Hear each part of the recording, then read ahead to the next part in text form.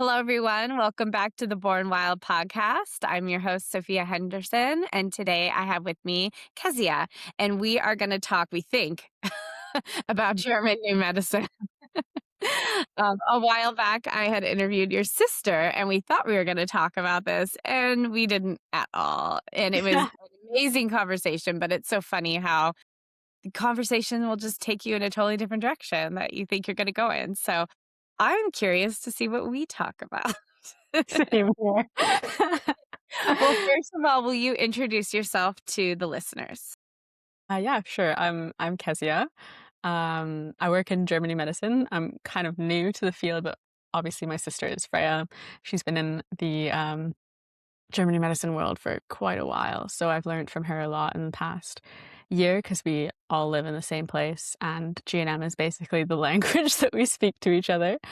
I was already working in psychology before, so it was a pretty easy switch, I guess. Still working with people, still asking questions, and after using Germany medicine to approach a lot of symptoms that I had never had answers to, and finally having answers to them, I then started working with other people. So I've been doing that for the past couple months, but specifically on or my focus that I want to work with is menstrual cycle related problems, or specifically female related Mhm. problems. Yeah. I love that idea of that's the language we speak to each other because it really is like if Yeah. people just start talking to you about it, you're like, hold on, where's the dictionary? Like, what does this all mean?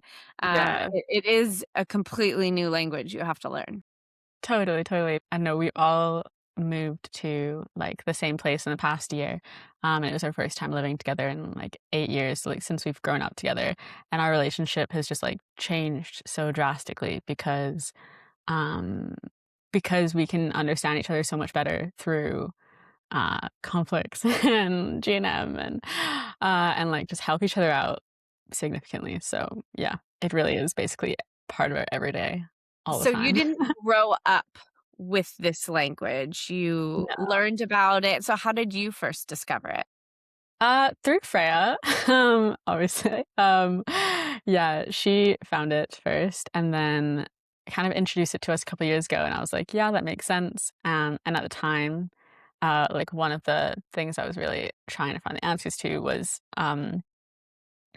my like very, very long menstrual cycles. Uh, And Freya tried at the start. It was like her very beginning of G&M, and so like we couldn't figure it out. It's menstrual cycle ones are tough to find, and we couldn't figure it out. And I kind of like put it on the back burner, and then kind of came back probably like into like our discussions a couple years ago when I got back into sports because I was had a bunch of injuries to unpick as well. And then since moving together, then it's been very much a big thing.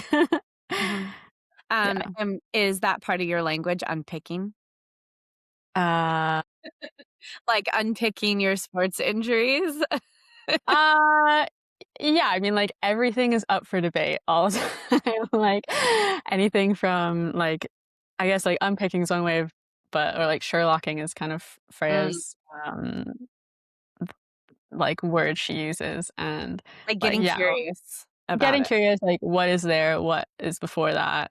It's like, yeah, sports injuries, one, my menstrual cycle, but, like, also the fact that I, like, couldn't keep my room clean, like anything's on the table basically Oh, when interesting. you approach things from, like, everything's a conflict or, like, everything has, like, a purpose or a reason, and, like, yeah, everything is up for discussion, for Sherlocking, unpicking, seeing what's underneath it, yeah. That's interesting because I never would have thought of it like anything other than health related. Yeah, no, personality adaptations are big, or, like, yeah, Mm, like, why it won't I don't know, why someone doesn't do something even though, like, they say they'll do it, like, kind of, like, seeing everything as having a reason to understand behind it.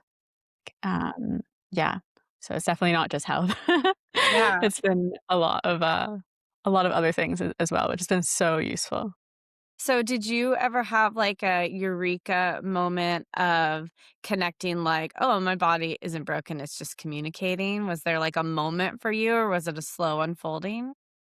Um, there are moments where it started to make sense, but I did have this, like, a lot of conflicts, it's like you can find it and then you have to, like, work to resolve it. I had one, and the story is on my sister's podcast, but, like, one where I had a hamstring strain that I had for, like, a year and a half, and it ended up being, like, a secret that I was keeping. And once I confessed the secret out loud to, like, my sister, my family, like, all of them, and had them laugh at me and just, like, realize I didn't have to hide it anymore, that was, like, an immediate switch. Like, the pain just, like, completely switched, and it's never come back, and so that one was, like, I think the most just black and white, like, "Okay, my body is really telling me something, and it's so obvious in this moment, that, like, I can't explain this with anything else." Yeah. Mm, So we yeah. had already done with somebody else an introduction to this topic, but in your own words, can you describe to the listeners what this means to you? Because I can imagine someone being like, how can just saying something out loud to people stop pain? Yes, Yeah. absolutely. I totally get that. It's a bit weird. I'm going to Basically play devil's advocate today with my yeah. question. Yeah. I really hope I get the answers right. Let's remind everyone I'm a newbie in this field. We're probably Um, way more newbies than you are. um, yeah, it's basically like it's basically seeing everything that our body does is, like, not random or not broken, but actually, like, has a purpose, and, like, the map kind of created by Dr. Hammer, like, gives us insight into, like, what the purpose is. So, um, like, symptoms, yeah, they're really annoying and no one wants them, but, like, they're the body's way of helping you, with how you're perceiving, because basically the body responds to the mind and the mind or, like, the psyche, so, like, the more subconscious, like, thoughts, and so if subconsciously you're perceiving danger or threat or, like, and that could be, like, something coming towards you or just, like, you're not good enough at something, then the body's gonna be like, "Oh, let me help you, like, I'm trying to help you survive." And so some symptoms can come in that phase where it's, like, trying to help you survive, and then when you're safe again, then some symptoms can come then, because the body, like, no longer needs those adaptations. Um, so yeah, it's like pain does suck, but it's not like a that your body's broken, it's just that we've not understood how our Yeah. body is helping us. Yeah, can you describe how, like, GNM changed the way you respond? Like, give an example of, like, when something comes up in your body, Yeah. what is your, like, Sherlocking process that you take to come to, like, Yeah. resolution? I think, like, first, it's, like, the hard question is always, like, "What were you just thinking?" And sometimes it's, like, such a practice to, like, actually know, and then a lot of it is, like I mean, because everyone in my family knows it, it's kind of I used to joke when I was trying to find, especially my period, like, conflict, I would come up every morning with, like, a confession for people. I'd be like, "I thought about this. This is another weird way that I see the world. Like, let me tell you. Like, let me just see, like, do you think this too?" Just to, like, get everything out in the open. Like, there's, like, nothing now that I, like, think if it comes up and it's new that I just don't tell my sisters just like, if it's part of if there's symptoms that are also coming up at the same You're, time. like, pausing, like, waiting, "Do I feel different?" Yeah. Sometimes I am. I had one I've had a lot of symptoms this past week because of, like, life circumstances, but, I'm, like, really trying to figure it out with my sisters. And yeah, it was like, "Okay, if I say it in this way or this way, like, does it hit something in me that, like, is actually something I was keeping secret? Had I been using specific words to, like, hide what I was actually feeling?" And so, yeah, like, figuring out, like, what were you actually thinking in your head and not the, like, watered down version of the version that you, like, allow people to know. But, like, what is it really? And that can take a lot of practice um and awareness and, like, knowing where to look, and that's obviously where having, like, Freya or, uh, the rest of my family helps because 'cause they're like, "Okay, but what about this, and what about this?" And they know me, so they know kind of where to look. But yeah, I guess, that keeping notes app on my phone of, like, this symptom came right after this, and just looking for a pattern between each one. Um, because, yeah, it will be something very specific, and it sometimes takes some time. And then in terms of resolving them, that just depends on the symptom, or, like, the conflict. Because sometimes it's, like, something that doesn't matter to you anymore, but it's just been a way that you think about the world. And sometimes it does matter to you, and it takes a while to really get out of that mindset. But honestly, just the awareness of it can help really downgrade a symptom. Is the, like, out loud confession to others an important piece, or is it more of just having people who understand and can brainstorm with you? It's an important piece. Like, I would say, like, the thing that we kind of always tell people is, like, breaking your isolation and laughing about it, like, making something don't not feel so heavy, Mm. is kind of the best way to get out of a conflict. So, yeah, confessions is like breaking your isolation, and because other people are around who can just take the piss out of you or like turn it into a joke. This really helped with my like sports injuries. I had plantar fasciitis and shin splints for years, and it was because I had such a god complex about sports and about needing to be the best. And so I would like tell my family about this, and they would just anytime I was going to soccer practice, they'd be like, "Oh, make sure you go get scouted today, Kezia." Like it would just be a joke, and it would be like, "Yeah, this actually doesn't matter. It's fine."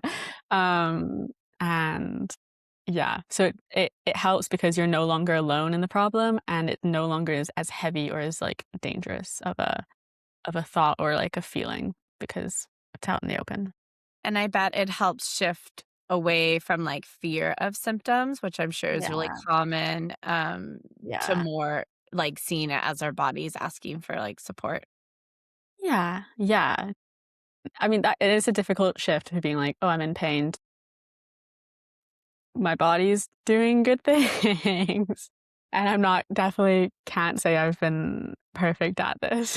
Like, I still get frustrated. But, I guess, like, when everything is seen as solvable, it's like, "Okay, I may not figure it out right now, but I'll figure it out." Um, and that's, like, nice. After for so many years having chronic pain and having all these symptoms that just never went away and being told by, like, physios and doctors there's just, like, not really an answer to them, being able to have had experience of, like, "Oh, things do go away," if you can just persistently, like, work on finding the pattern and, stopping the pattern. Yeah, and I feel like our society has shifted, kind of to where, like, for example, fevers, where everyone's like, the fever is the work and it's doing the job and it is healing. And like, I think we are starting to realize that versus like something bad's happening to your body. We need fever Yeah. reducers to stop it. And so GNM is taking it a step farther and saying that the fever it, like, was related to something that happened before, not necessarily viruses. Can you speak to, like, that piece? It's just like an intense resolution symptom, so, like, it could be to, like, many different, um, conflicts. It's kinda like the same, like, insomnia is also, uh, just like a general conflict active symptom because you're ruminating. So those 2 are, like, more general. Um, but yeah, like, there's a different understanding of why does one person get one symptom and one person get the other, which is nice to be able to like look at things and also just make peace with the fact that you're not going to escape symptoms. I think that's like a big thing that people just like if they eat well enough or they do all the right things, like they won't get sick. And that's not really the point with GNM. It's like our body's trying to help us. It's reacting to situations. We're not always going to be able to be like on guard for everything that happens in our life. And if you're not getting a symptom, like are you living? Like, are you putting your like, having fun and doing things and pushing yourself and, um, like, yeah, having, like, a bit of a scary experience sometimes if it's, like, I don't know, going and trying something new. That's kind of it's just your body responding to the world, and it's not necessarily a bad thing. At least, like, that's the perspective, and it has brought me a lot of peace. Because yes, the underlying thing is, like, your body's not broken, which, um, yeah, the world is seems a lot Yeah. more fun if you see it that way. And probably, like, being good at GNM doesn't mean you become symptom free, but Yeah, maybe more that you don't get stuck in chronic conditions yeah, because you are helping yourself understand and move through it. yeah, yeah, it's definitely, like, symptom free isn't really the goal, I guess. At least, like, for us, isn't like, hasn't been the goal. Because also, like, and this comes up, I guess, a lot when I'm working with people where it's like that you're just focusing so much on the end goal that, like, it becomes a conflict itself. You're just like, Yeah. I want this gone. I want this gone." It's like the more you're holding on to it, the harder it is to just relax and have fun. And like the best way to get out of something feeling scary or like a threat is to have fun and for it to be fun. So, It sounds um like levity is, like, a big part of, like, this and just not taking everything so seriously. yes, yes. And I mean, I used to be like a therapist, so like where everything was really like heavy and serious. It's kind of like the biggest thing I love about the switch. It's like we don't really get too like down and stuck in the low emotions. It doesn't mean the sessions don't get heavy like they do. But the goal is more to like poke holes in the perspective and to like bring someone out of a like heavy place and show them that there's a way out rather than join them in it. So yeah, like a lot of levity and fun. Yeah. Yeah. Well, you mentioned your sports injury and just your confession, and then it was gone. Yeah. Are there times, I assume maybe we can like head into menstrual cycle where Yeah. it isn't a quick fix and it is a lot of brainstorming and like, Yeah, totally. maybe a long time to heal something. Yeah. Can you talk a little bit about your journey with that? Yeah, like my menstrual cycle one is still one that I'm like I've gone into a huge resolution on it, but day to day, I'm still like really having to like like let go of it because yeah, it was basically yeah, do you want me to kind Yeah, of start tell from us. the Yeah, beginning of my whatever you're story? comfortable sharing. Yeah, yeah.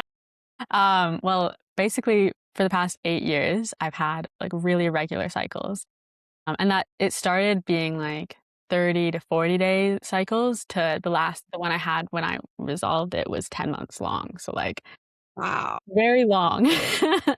And like, a really long one started around, like, 5 years ago, and it sucked. I was like, "What is going on?" I went the conventional route, and noth like, what they gave me didn't work.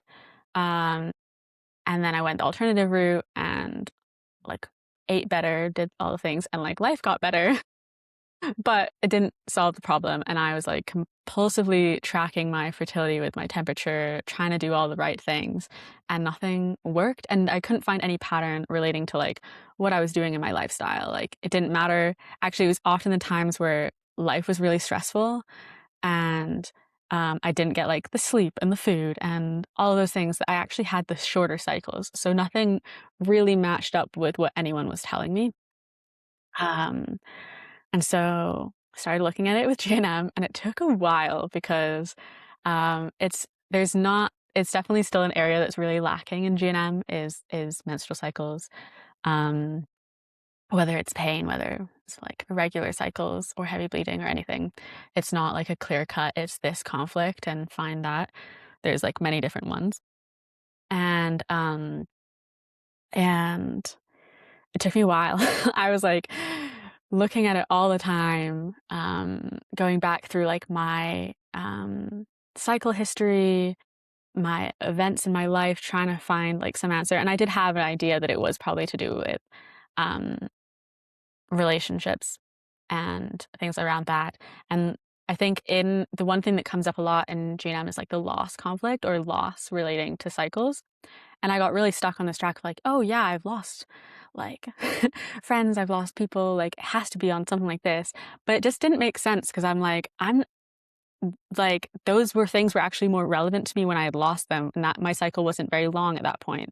Why am I not bleeding for 10 months? Like just didn't make any sense until what clicked for me was reading the loss conflict, which is to do with ovaries, being an ability conflict, so being part of the um, new mesoderm. I want to get this one right. Self-devaluation ability germ layer. And that was like, oh my gosh, it's not about loss. It is about like my relationship to loss, like what I made it mean about myself. Like, what did I think I was not good enough at, or like that I wasn't able to do that led to like loss in my life. And just seeing that and learning that, just everything fell into place. I had been um, like looking at this one relationship in my life that did mean a lot, and it was important, but it wasn't actually the start of it. It was something that happened like really when I was 16, and it's like a very silly little like 16-year-old story of like my first kiss. Um, but it just meant a lot to me because it was like, um, I'm not very good at like not getting something the first go or like being bad at something. And so this was like my first kiss at summer camp, and everyone else was like a lot more experienced than I was. And I had like gone into summer camp also feeling like hadn't really been very emotionally like in touch with myself for a long time because um yeah, I was like emotions are scary when I was a kid and decided not to touch them. And then ended up like seeing this guy and having like a nice time. And then we kissed, and then our relationship like really deteriorated, and I just felt um I kind of rejected him at first, and I think that's like an important part because um I kind of like had made a decision, and then he kind of rejected me back, and I was like, "What?" That's when it, like, he was like, "What? You reject me?" And and then and we were part of the same friend group, and I just felt like I was cut off, like, that he just, like, stopped talking to me, and so I felt like I had lost him, and I'd lost, like, this connection that we had, and it was really important because he was someone who I, like, had emotionally opened up to, and so it had, like, all of these, like, connotations to it of what it meant to me. And I was like, "Oh, I did that decision." Like, if I hadn't had, like, rejected him first, I wouldn't have lost him. I wouldn't have, like, been a little heartbroken 16-year-old. And I'm, like, pretty positive that was the start of it, because that's kind of around when my cycles that is around, when my cycles went strange. And I guess, like, for a note on this, like, my cycles were perfect growing up. I never had to track. Everything was very healthy, no problems at all until, like, my late teens. Um, and so, like, I knew there had to be something at some point that, like, switched this. And in this, it was like devalued myself over my ability to keep someone in my life around like a loss. So I devalued my ability in relationships and my ability to discern my own emotions. Like, I made the decision, but then I was a bit heartbroken when he rejected me. So I was like, was I wrong? Like, about what I did? And then um basically 8 months later, that would have been the start of the conflict. And then 8 months 8 later, months from the kiss. yeah, so eight Yeah. months from the kiss, there was like this other boy who I was actually like very like had been in love with for a long time, and we were very close friends. And then finally, like he was like, "Oh, I like you," and I like freaked out, and I rejected him. And I never understood like why I did what I did because I like never connected the two instances, even though it probably would be very. And that I think, while like the first kiss is what started it, this experience is kind of what enshrined it in my head because I like didn't understand why I did what I did, and I lost him obviously, and like felt very heartbroken about it for a while. Um, and even when I was no longer heartbroken about it, I still had this thing of like, why did I do that?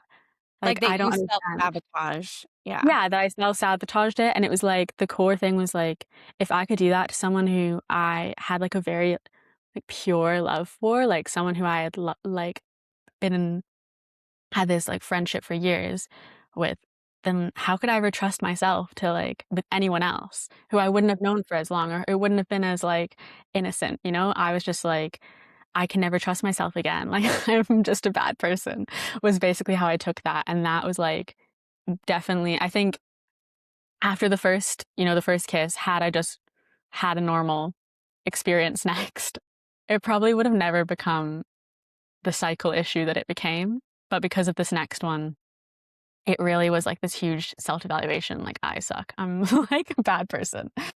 And after that, that was when my cycles were like 40 to 50 days, kind of like through the next few years. Um, Which is and then interesting because, like, if you're feeling like you are not a good romantic partner, then your body's like, "What's the point of ovulating?"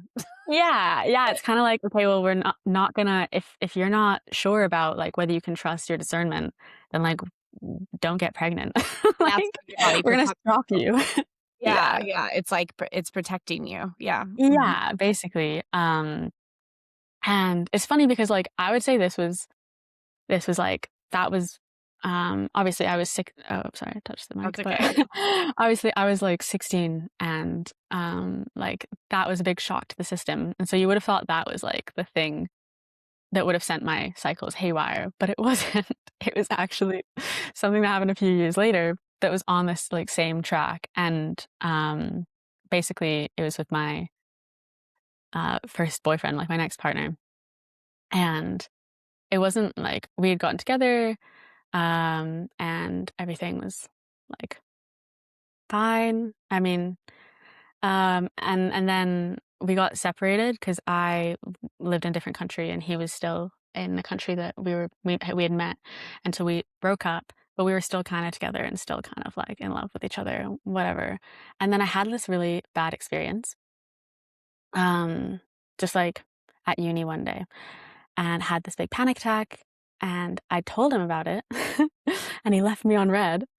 And I was like, "Oh, how dare you?" Like, just gutted, absolutely like heartbroken. But it actually wasn't this. It was something I did like 2 weeks later, which was because I left him after that. I left him on red, and I was like, I'm not talking to you anymore. I'm sad. And but then 2 weeks later, I panicked because of my like experiences of losing these other two guys. It suddenly was like, oh my God, no, I'm actually going to lose this person. I can't do that. Like, I can't have that happen again. And so, and it like set me on this like big track where I had to then like fix something in our relationship, even though he was the one who like had left me on red. And that was like, if I look in my cycle history, like that was the point where it went from like 50-day cycles to like it started ramping up hard, because that was a really key point where I was like, I don't trust myself. I'm going to go do this thing, even though I felt hurt by this. Um, and so I made a decision, you know, I'm like, we're done. This is done. But then panicked after like losing someone and was like, can I trust myself? I just like, do I just suck at this? Like, I have to go fix this. Like, I'm bad at relationships, or like, I'm bad at discerning my emotions. Basically, and then we did end up back together for a while. And it was during that time that like my cycles really got very long. Like, that was my first 6-month cycle. And that was kind of the dynamic in the relationship a lot, was like, I I would be upset, I would vocalize it, and then nothing would really change, but then I would stay, and I like it was that whole I can't trust myself enough to like either make the decision to leave or like to be able to change this relationship. And it really like enshrined this thought in me of just like, I can't, like, I'm not good at this. Like, a devaluation on my ability relating to the lost people in my life, specifically like romantic relationships, and like this fear of what's going to happen if I actually leave or lose someone, because that's when like I'll get heartbroken. And so it was that like dynamic that played out over and over and over again.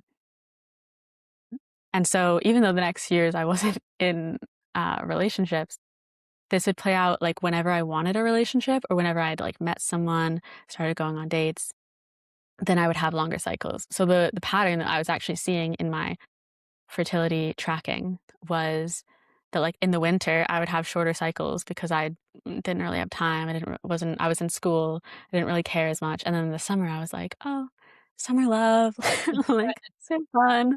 And then I would like be thinking about it more, but as I'd be thinking about it, I'd be like, no, but if I get in this, I'll get stuck and I won't know how to leave. Like, how do I know it's the right person? Like, how can I ever trust myself? How can I? It's like that was like on repeat. And I wasn't super aware that it was on repeat, but it was very clearly on repeat. Um, and so, yeah, once I saw like that wording, oh, it's self-evaluation related to loss, I saw all of these like 3 key points in my timeline and how it had changed my perception of myself.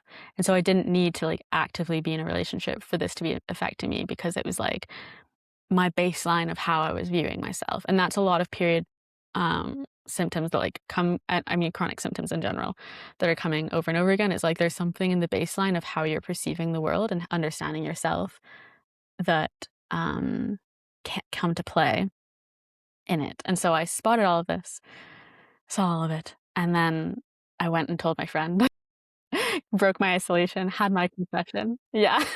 Yes. And and it was like the first time I've ever like been so honest about like how everything had like made me feel and like the conclusions I had made about myself, which weren't true at the time. I was just spinning out in a 16-year-old. And I guess like that's actually a big difference between our household now and our household then is like growing up, we didn't talk to each other really about any of this, any emotions, and especially relationships. It was like an embarrassing thing. So that's also why I had like internalized it so much because we just never talked. And so now it's very different because we talk about everything. But yeah, and I told my friend, and then the next day I could feel like in my lower abdomen, like that was like cramping quite a bit. And then I could feel a really specific pain that I had never felt before in my left ovary that is basically exactly how it's described, like a cyst growing, because it's described as like kind of attaching to the tissues of other like that surround to like get the blood flow for the first like few days and then it's just growing. It's just there. And that's basically that is exactly how it felt for 2 days. The pain was there. And then Um, and then, yeah, then it was kind of settled, this change. And a few weeks later, I had like my first ovulation. And I mean, at this point, I hadn't had a period in 10 months. So my first ovulation in a long time. Um, and it was actually the first time since I've been tracking my fertility, so that's like 4 or 5 years, that I could predict my ovulation with cervical fluid. Like I just hadn't had it for years. And I was always like really spun out about this when I was like trying to learn how to do it. Cause I was like, I don't have that. Like, something's wrong. And I remember having it as a kid, but I was like, I don't have it now. Like something is wrong. And it was the first time. And so that was like a huge um change in my body that was like, okay, suddenly there's something there. And also it was the first time that my luteal phase was like 14 days. And since then, when I've had my period, my luteal phase has been like both those things have been present, which like both were not present before. And so yeah, long story. But yeah, that was pretty cool. Yeah. And that was a huge resolution. But since then, keeping that resolution is another matter because that like confessing everything, and I think the biggest key there was actually making the connection between the first kiss and the like heartbreak with the boy, the second thing, because that like just gave me this lightness of like forgiveness of, hey, there was a reason I acted that way. I was afraid that like I would lose him and then I lost him, so which kind of made the conflict worse. But that was like why I acted that way. Um and and yeah, so there was like a huge conflict load lifted in terms of like my history and just like letting go of that. But in the present and like my present ability to trust myself and feel like I like can discern my emotions in relationships is still a work in progress. And that's kind of been um like slow going. I guess like the first few months I did have after this like resolution I did have like shorter cycles, and then I started dating a bit more. And they became a bit haywire again. But at least now, like, I completely know that I'm on the conflict. Like, I can see it. It's just like it'll work itself out when it works itself You out. can take the fear out of the symptoms and, um, Uh, yeah, I mean, I can this the, like, rule of 3, I mean, we have that in midwifery where we're like, 1 thing's a fluke, 2 things are a coincidence, but 3 things is a yeah. pattern, and your body just, like, latched on, and even though you Yeah. cognitively know, it's probably a lot of work to undo what you have taught Yeah. yourself for Yeah. years. Yeah, it was like 8 years of this is how I, like, perceived myself from, like, basically my whole, like, adult, like, life with dating and relationships and things like that is, like, how I would view myself. And so that's a big thing to start to unpick, and it's one thing to unpick it when you're not, like, faced with a relationship or, like, a person in front of you, and another thing of facing it when there is someone in front of you. And I think, like, at least for me, the, like, cervical fluid and the luteal phase, like, those haven't changed, like, those have gone into, like, resolution and I've had significant changes in my body. My body also doesn't feel so, like, stagnant as it did before, like, something really felt off before when I wasn't bleeding, like, now I don't have that. And I just, like, I understand why my cycles are still, like, irregular because I'm still on the track. 1 month, I think it was the 3rd month in, I was like, "This month, I'm gonna just get um, as close to 28 days as I can get. Like, I'm just not gonna talk to boys. Like, I'm just not gonna have a relationship." And the irony of that was, like, that basically just put me on the track because it's like, "You can't do this, like, you're not, like, good at relationships or, like, discerning your emotions." And so it was basically the tool I was, like, trying to do to, like, test it just put me right into the conflict, and which was funny, and so I had to, like, give that up. It's like, "No, I'm fine, How actually." acceptable is that? Will you speak a little bit to the most common things that, women, are, like, questioning about their cycles, like PMS or pain or heavy bleeding? Yeah, Also, like, endometriosis diagnoses, PCOS, yeah, and like, where do women start in terms of figuring out yeah. what's going on? Yeah, I mean, I would say, like, when it's the diagnosis thing, it's, like, breaking it down to what are the symptoms you're actually, um, having. I've not worked with many people with endometriosis, so I don't have much I can, like, necessarily say, although the times I have worked, it's often just been I mean, there's, like, many symptoms that will come into, like, one diagnosis, so you kinda have to just take it piece by piece, like, when does one pain come versus another? When is the long cycles versus the heavy bleeding? Um, and I would say, like, the one I've worked with most has been period pain, so far. And I do have, like every time I do bookings, like, I have it spot specifically for menstrual cycle symptoms because I'm so interested in it, because it took me so long to find mine that I'm like, "Oh, I just wanna make this information more accessible." Again, like, I'm new to this. I've only done this for a few months, so these are, like, the patterns I've seen so far, and I'm very happy to be wrong on, like, these things. But, yeah, period pain can be one of many, conflicts, which is also why it's hard to find. But the most obvious one is, like, self-evaluation pain. So it's, like, one that doesn't have to do anything with the, um, reproductive, like, organs. It's just, like, a pain that's associated to, like, that area. It's, like, associated to a certain area of the body, and that has, like, I've seen that as, like, what does your period mean to you? Is there something you're allowed to do or able to do on your period? Or do you have an irregular bleed, and so when you have, like, your period, you're happy and it's like a, "Yay, I am healthy," like, kind of thing. What else has it been? It's very different for each person, but, relationships are definitely a big one that come up a lot with menstrual cycle issues in general, whether it's pain, irregular cycles, heavy bleeding would be, like, relationships, rejection, things that you feel like you're holding in a relationship that you wanna let go of, but you don't trust your partner to pick up is, like, also a common theme. Um, and yeah, experiences with, uh, wanting to get pregnant or loss of children or, anything around conception.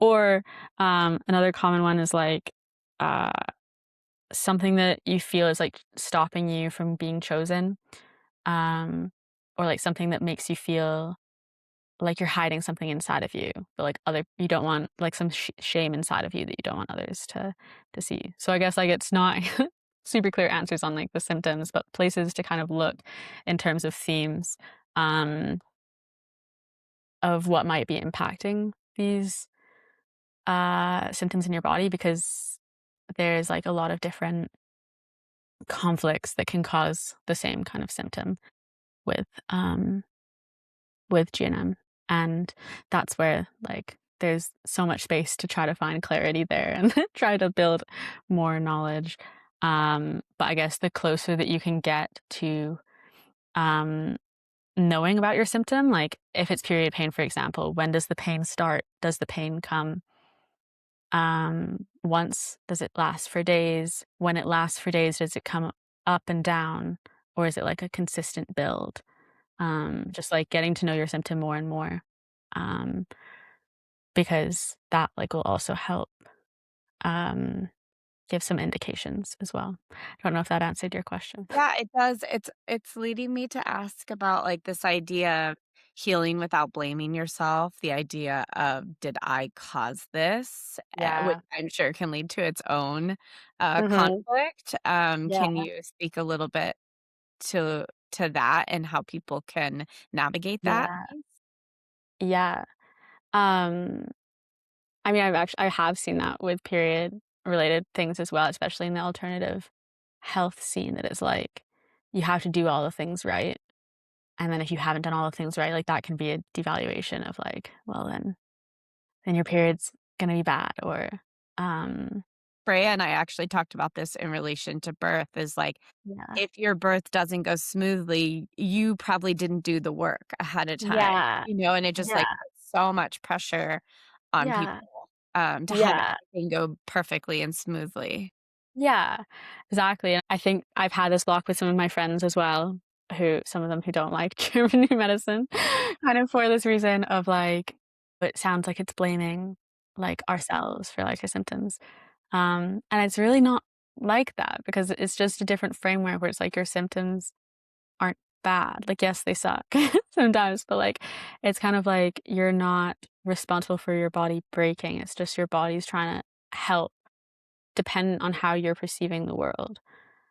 And I guess everything that we do has a purpose and a reason. And so, like, the way you're perceiving the world is not also to do with, like, blame onto yourself. It's like, okay, you've experienced these kind of things. And so there is a reason why you would see the world in this way. So if we go to, like, my period story, like, I had a lot of blame on, like, oh, I messed up there. Like, I did the wrong thing here. And what really just, like, gave me all this levity in it was like, oh, actually, I had certain experiences that led to, like, me feeling this way, and perceiving the world this way. And my psyche and my body are just trying to protect me. And, like, I just have to show them that they don't need to protect me in that way. But, like, that's the hard part, and the more that you can understand the pattern Uh-huh. between your psyche and your symptoms, the more you can be able to, like, lighten it a little bit and show yourself that, like, it's not that scary. Like, Your you're body okay, is like and you're your own personal bodyguard. yeah, yeah, Be and, like, like "Tone it down." yeah, tone it down, it's okay, like, I'm safe, and so Uh-huh. it's like, you don't need to blame your body, you can thank your body and be like, "Oh, like, you're trying your best with the cues that you have. My mind is trying its best with the experiences it's had, so if I can just let go of all the pent up, it sucks, and just try to listen, and take away the blame, take away the, I need to fix this right now, and just see, like, what is there, the easier it is." And I say this without being perfect at it all. I'm like, very much it's a fallacy. This is how we've lived in the world. Because I'm sure there is a role that, like, having compassion and feeling safe plays into the healing process as well. Yeah. Mhm. Yeah, definitely. I think in terms of working with people, I know my sister would say the same. It's like people who can be more chill about about it and like be okay with it, or like some people have had some really cool stories because they've just like let go and been like, okay, I might not figure this out right now, but like I trust that if I just let it percolate in the back of my mind for a little bit, it'll come to me. And like that versus the death grip of I need to heal myself right now. It's a lot more effective. Yeah, yeah. Will Yeah. you talk a little bit about, like, interrogating yourself? Like, somebody notices a symptom, what questions should they start asking themselves? Are there, like, general questions that, like, always Yeah. start here? I mean, what were you just thinking about? Um, what's the feeling like underneath it? Because the context will change. You might be triggered by social media one day and like your friend the next, and it would have the same symptom. But like, what's the feeling? Um, and what other questions? What's the fear? Like, why is it scary? Um, And that's one thing my sister says to herself, and what I've started also saying to myself is like, there's no danger here. Like when you're in conflict activity, maybe that's not always true. Like obviously check your surroundings. For a lot of times we're reacting to things that are in the past that aren't actually here anymore. So if you can just see that and be like, oh, okay, what is the danger? And then like reroute it to like, there's no danger here. Like understand. And I guess like that's the difference actually that's really useful is like, this isn't looking at it and being like, no, this doesn't exist. Like, I'm fine. It's not like shoving positivity on it. It's like understanding it, saying, what's the danger here? Why was this scary? What do I feel? What conclusions does this make about myself? Why am I ashamed? What's the icky feeling? Understand it and then be like, okay, hey, like, but I'm not in that situation. I'm here. Or another question I like to ask is like, who are you in that situation? What age are you?